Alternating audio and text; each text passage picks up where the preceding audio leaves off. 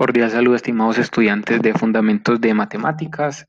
Hoy vamos a revisar el tema de proporcionalidad inversa y estarán acompañados por mi persona, Andrés Felipe Lopera González. ¿Qué es la proporcionalidad inversa? ¿Cómo la definimos? Tenemos dos magnitudes A y B y lo que vamos a analizar es la relación de proporcionalidad que existe entre estas dos magnitudes, ¿cierto? Entonces, cuando decimos que una proporcionalidad es inversa, si tenemos que la cantidad A aumenta, y B disminuye, entonces la proporción entre las magnitudes es inversa, ¿cierto? Lo mismo que al contrario, entonces si A disminuye, entonces B aumenta. Eso también nos lleva a concluir que la magnitud es inversa, ¿cierto? La proporción es inversa. Entonces, por ejemplo, en esta tabla tenemos una magnitud A y una magnitud B. Vemos que para la magnitud A, en el primer punto, tenemos que es 1, la magnitud B es 24. En la segunda posición tenemos que A aumentó, A pasó de 1 a 2, ahora A es 2, pero B disminuyó, ¿cierto?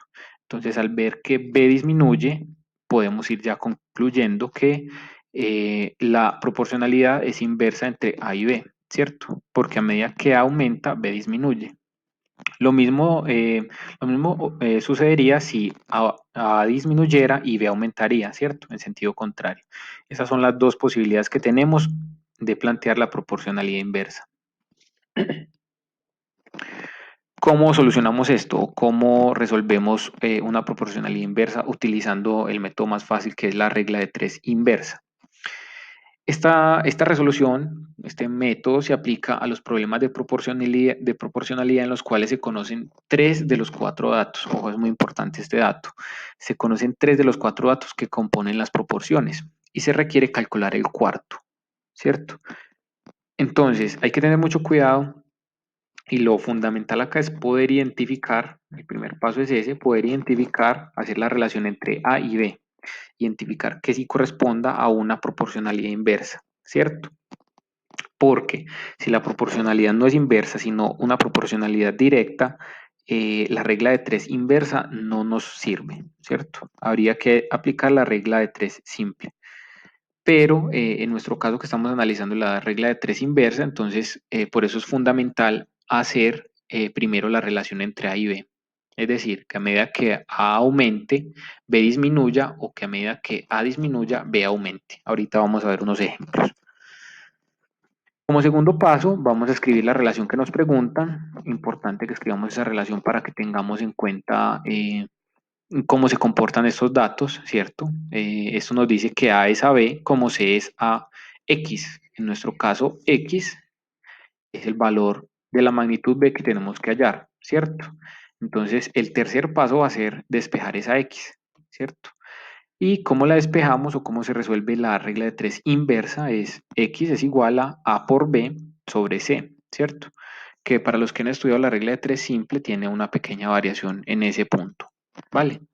Entonces, ya con eso tendríamos el resultado para X y habríamos resuelto nuestra regla de 3 inversa.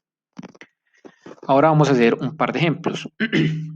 Vamos a iniciar con este. Es fundamental la buena lectura y la buena lógica que le demos al planteamiento del ejercicio. Entonces tenemos, por ejemplo, en una granja, 20 patos tardan 10 días en comer el alimento que he guardado.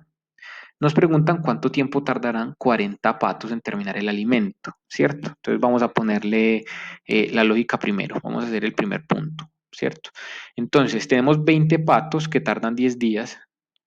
Si tenemos más patos para comerse el mismo alimento, ¿qué creen que pasará con el tiempo, ¿cierto? Si 20 patos están comiendo en 10 días el alimento, si tenemos más patos, que se comen el mismo alimento, lógicamente el alimento va a durar menos. A más patos, menos días de duración del alimento, ¿cierto? Que es lo que hacemos en este primer punto. Entonces, la relación entre patos y días, tenemos que si hay más patos, menos días tardarán en terminar el alimento. ¿Listo? Entonces, ahí pasamos al segundo punto.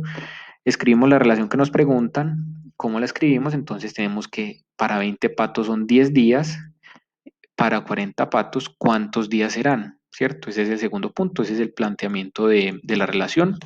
Y tenemos un tercer punto que es despejar ya la cantidad de días, ¿cierto? Es decir, despejamos la X.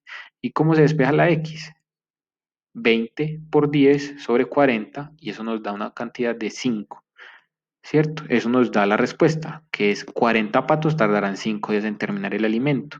Y esto cumple, digamos, la premisa de una proporcionalidad inversa. Es decir, si hay más patos, tardamos menos días, ¿cierto? Entonces, para 40 patos vamos a tardar 5 días. Listo, entonces tenemos aquí ya el primer ejemplo, vamos a revisar otro.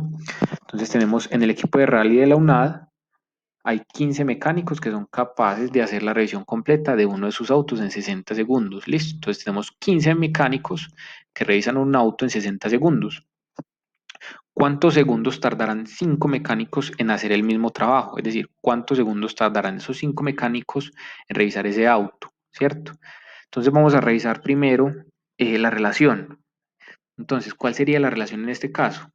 Si hay menos mecánicos, más tiempo van a tardar en revisar el auto, ¿cierto? Porque 15 mecánicos hacían muchas cosas y por ende podían terminar más rápido. Pero como ahora hay menos mecánicos que necesitan hacer las mismas cantidades de cosas, el tiempo será mayor, ¿cierto? Para revisar el auto. Como segundo punto, escribimos la relación de lo que nos preguntan, entonces tenemos que 15 mecánicos son a 60 segundos, como 5 mecánicos son a X, ¿cierto? Entonces vamos a despejar la X, que ese es el tercer paso. Entonces despejamos la cantidad de tiempo cuando hay 5 mecánicos y eso nos da que 15 por 60 dividido 5 es igual a 180, lo cual nos lleva a concluir que 5 mecánicos tardarán 180 segundos en terminar el mismo trabajo, ¿cierto? Y lo cual es correcto, ya que habíamos planteado que si hay menos mecánicos, más tiempo tardarán, ¿cierto? Si 15 mecánicos se tardaban 60, 5 mecánicos se van a tardar 180 segundos. Listo, entonces con esto concluimos esta revisión de la proporcionalidad inversa. Espero que haya sido de utilidad y muchísimas gracias por su atención.